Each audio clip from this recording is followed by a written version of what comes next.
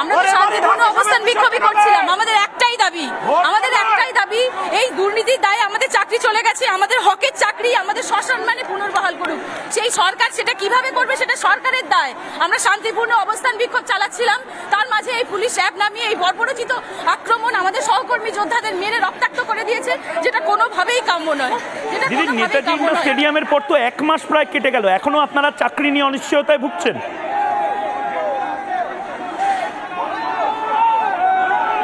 মমতা বন্দ্যোপাধ্যায় তো নেতাজি ইন্ডোর স্টেডিয়ামে কত আশ্বাস দিলেন, কারণ আমাদের এই এসএসসির উপর বা এই সরকারের উপর আমাদের কোনো ভরসা নেই। কারণ এর আগে অনেক